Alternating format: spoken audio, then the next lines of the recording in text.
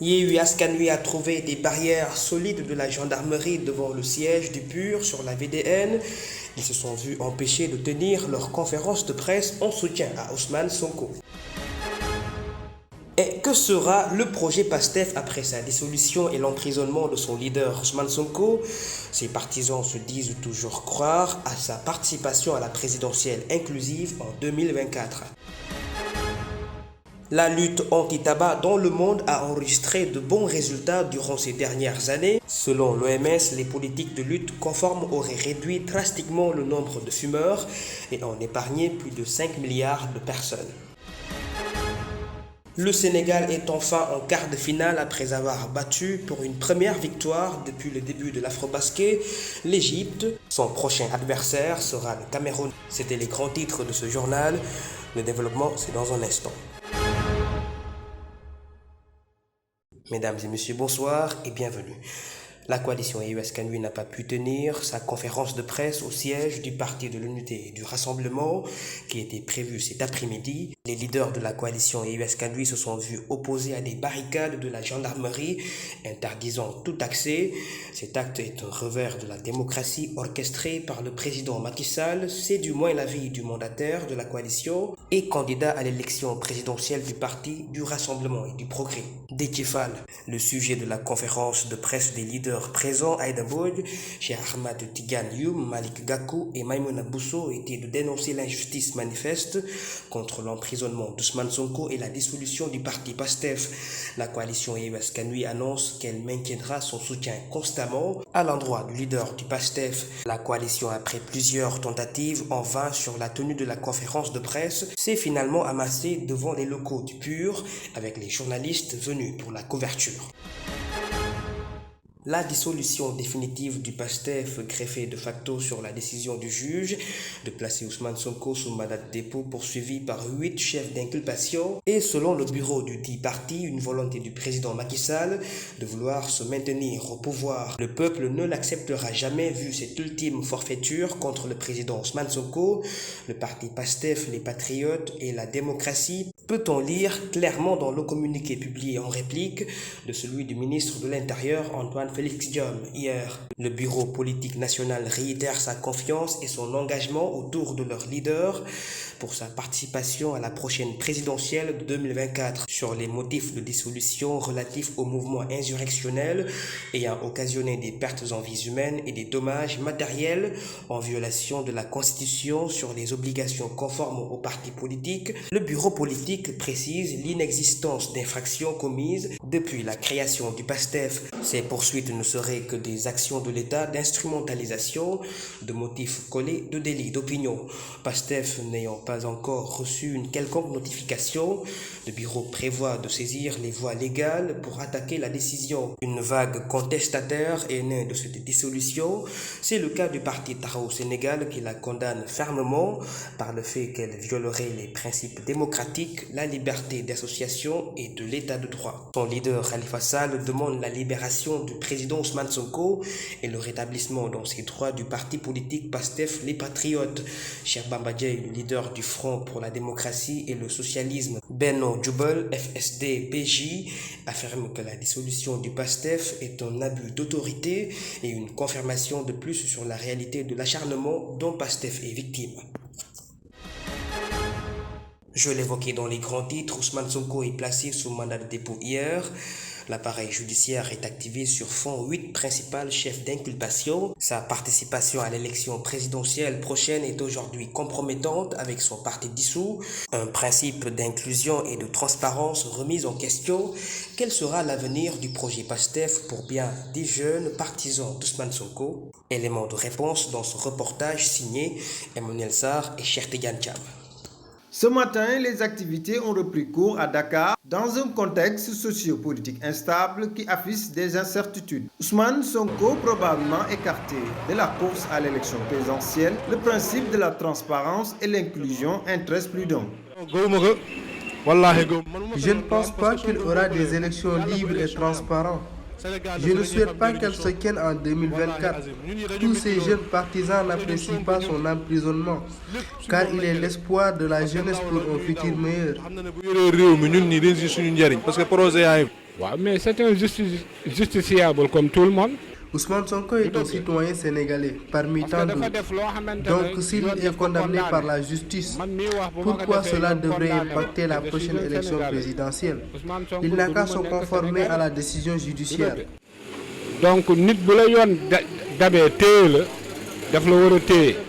Une autre conséquence s'ajoute à l'emprisonnement d'Ousmane Sonko, la dissolution de son parti PASTEF. Une décision interprétée comme un complot selon lui et ses avocats. Selon moi, c'est un complot organisé. Au début, ils ont accusé de viol par Adji Sarr, alors que cela n'a jamais existé. Seulement que sa condamnation était politisée.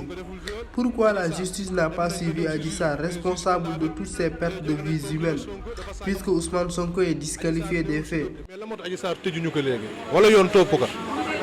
Non, parce que complot. Il ne peut nullement exister un complot.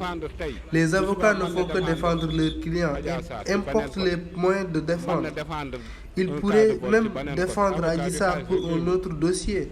Ils ne cherchent qu'à sortir victorieux de ceux qu'ils ont été choisis. Le bureau politique national a sorti un communiqué répliquant sur la dissolution du PASTEF selon la Constitution. Le projet des Patriotes, qui a reçu une adhésion considérable des jeunes sénégalais, présente des perspectives diversement appréciées. Les jeunes vont bel et bien répondre à l'appel d'Ousmane Sonko.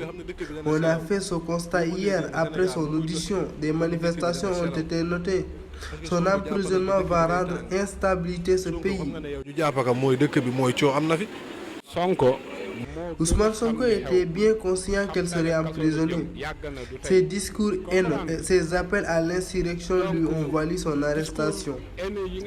Un leader politique qui opte pour diriger le pays ne doit pas tenir ce genre de discours à l'endroit de la jeunesse. Ousmane Sonko, hier, dans sa page Facebook, s'est adressé à ses jeunes partisans sur l'objet du combat pour faire front au régime du président Macky Sall, avant de dire qu'ils se soumettent comme toujours à la volonté divine. L'avenir du leader du PASTEF sera plus étayé dans ce contexte préélectoral. Des manifestations ont eu lieu en ce moment dans plusieurs localités au Sénégal. En effet, dans la capitale du Sud, il ne s'agit pas seulement de manifestations, mais d'affrontements car les forces de l'ordre répliquent face aux jeunes sortis en nombre, dénonçant l'inculpation de leur maire et leader de PASTEF, Ousmane Sonko.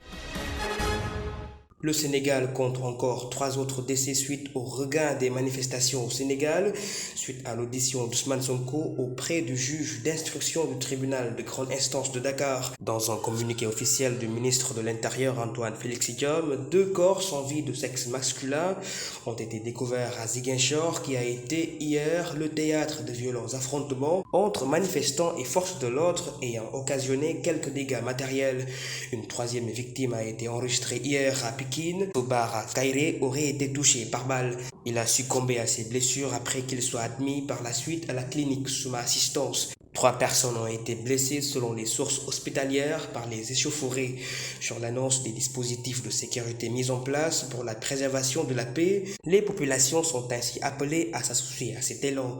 Une opération de sécurisation a permis l'arrestation de 6 personnes. La saga politico-judiciaire sur Ousmane Sonko, qui était condamné pour corruption de la jeunesse, passible d'une peine d'emprisonnement de 2 ans ferme, avait enregistré une dizaine de morts et plusieurs biens publics, privés et bâtiments administratifs détruits par des actes de saccage et de pillage.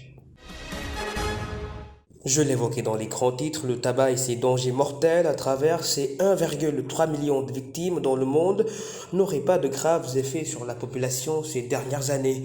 L'Organisation mondiale de la santé en ce sens a certifié la fiabilité d'une politique conforme aux meilleures pratiques pour aider à sauver plus de vies en péril mortel que cause le tabac. Celle-ci aurait envoisiné au total 5,6 milliards de personnes, correspondant à 71% de la population mondiale, soit 4 fois de plus qu'en 2007. À propos de la protection publique contre le tabagisme passif, près de 40% des pays prévoient désormais des lieux publics clos totalement non fumeurs. Dans le 9e rapport de l'OMS consacré à l'épidémie mondiale de tabagisme, démontre les efforts déployés pour mettre en œuvre les mesures de réduction de la demande. MPAO en est la parfaite illustration du fait de sa reprise comme moyen de pression efficace pour la réduction de la consommation du tabac. Si le taux de tabagisme n'avait pas été en baisse et sans l'intervention de ce programme de lutte à l'échelle mondiale, il y aurait 300 millions de fumeurs en plus dans le monde aujourd'hui selon l'OMS. Les personnes exposées au tabagisme passif risquent de mourir d'une maladie cardiaque, d'un accident vasculaire cérébral, de maladies respiratoires, du diabète de type 2 et de cancer. Une autre pirogue d'émigrés transportant 16 personnes a chaviré à Kédougou. 9 corps sans vie ont été repêchés selon RFM. Hier, une enquête a été ouverte pour probablement identifier les responsables d'embarcation. L'émigration clandestine au Sénégal connaît une recrudescence avec ses énormes pertes en vies humaines. Le dernier chavirement de pirogue d'émigrés au large de Ouakam fait état de 14 morts. Un nouveau-né retrouvé mort à l'hôpital Abass Ndao dans des conditions inhumaines ce week-end continue de secouer les consciences. Le comportement de négligence sur l'assistance dans les structures de santé est regrettable. Les citoyens souhaitent plus de responsabilité dans le respect du devoir assigné à tout professionnel. Emmanuel Sarr et Fatima Bintoundour. Je venais de sortir du banc quand j'ai entendu cette nouvelle. C'est triste pour toute mère. L'hôpital qui nous procure assistance et protection, il est aujourd'hui incompréhensible de perdre son enfant dans ces conditions inexprimables. Le Sénégal est bien connu par ses attitudes négligentes, ça part dans tous les sens. Moi qui vous parle, dans un de mes accouchements, le personnel voulait m'abandonner et me donner les premiers soins urgents. La tolérance chez certaines sages-femmes est une valeur presque inexistante. Après mon admission, j'ai eu un accouchement normal. C'est après qu'ils sont venus me dire que l'enfant ne respire plus, ce qui était incompréhensible. Il faut que justice soit faite, car rien ne vaut la vie. Il y aurait certainement une cause à cette drame. Les hôpitaux doivent relever leur plateau des urgences néonatologie. Tout personnel doit gagner dignement son salaire. Ce n'est pas valable uniquement chez les agents de santé. À présent, nous vous faisons la lecture de ce communiqué des gérants de stations de service.